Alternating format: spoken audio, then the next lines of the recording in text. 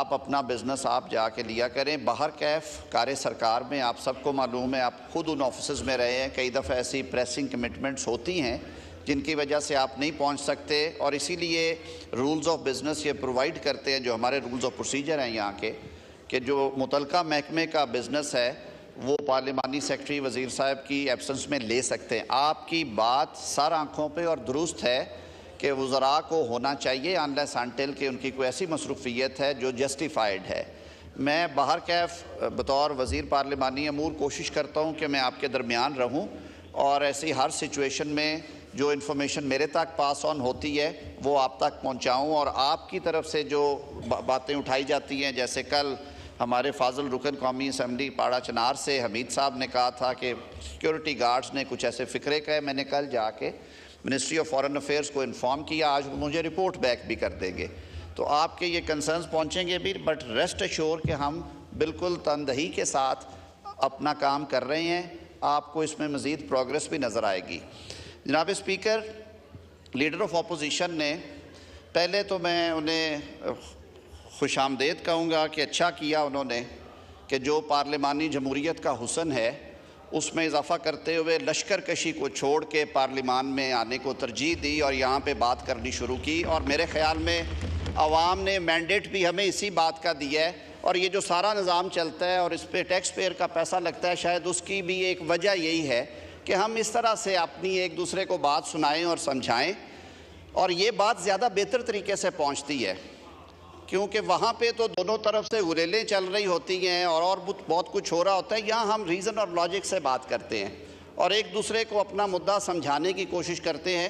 شاید نیت دونوں کی یہی ہوتی ہے کہ پاکستان آگے بڑھے, پاکستان کے عوام کا بھلا ہو, پاکستان ترقی کرے, خوشحالی میں جائے, اور اس میں ظاہر ہے کبھی اختلاف ہوتا ہے, کبھی اتفاق ہو جاتا ہے. میری یہ دعا ہے کہ زیادہ باتوں پہ اتفاق ہوا کرے. میں اکانومسٹ تو نہیں ہوں, اور جہاں تک میرا علم ہے لیڈر آف اپوزیشن کچھ جانتے ہیں, کچھ میری طرح نہیں جانتے اکنامکس کے بارے میں. انہوں نے کچھ باتیں کی ہیں جو فیکچولی میں درست کرنا چاہوں گا.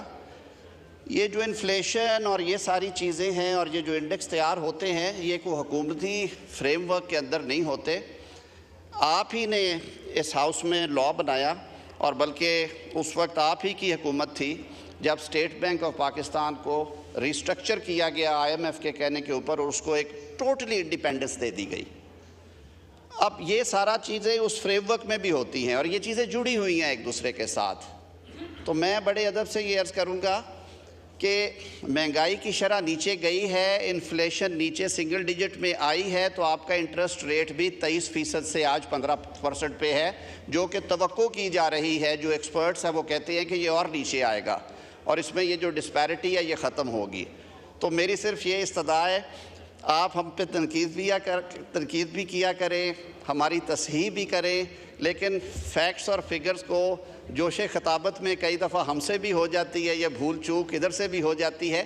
لیکن کبھی کبھی اگر کوئی چیز اچھی ہو رہی ہے, آپ کی سٹاک مارکیٹس جو ہے وہ اوپر جا رہی ہے, وہ کچھ ایسے میجرز تھے جیسے ہمارا پراپرٹی سائڈ پہ ریئل اسٹیٹ میں بہت زیادہ انویسٹمنٹس جا رہی تھی, وہ جب اس ٹیکس ریفارمز کے حوالے سے وہاں پہ کچھ ریفارمز آئی ہیں تو لوگوں نے اب ادھر انویسٹ کرنا شروع کیا ہے. آپ کے بزنسز میں انشاءاللہ بہتری آئے گی.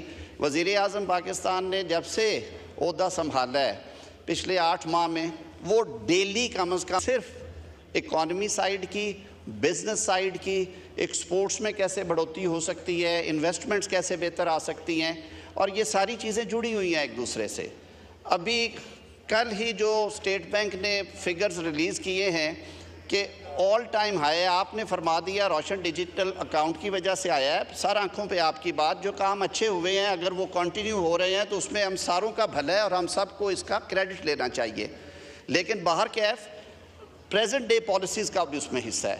تو میری صرف یہ استدعا ہے کہ ضرور ہم یہ بات کیا کریں, ہمیں جواب دینے کا بھی رائٹ ہے, آپ کا پورا اختیار ہے.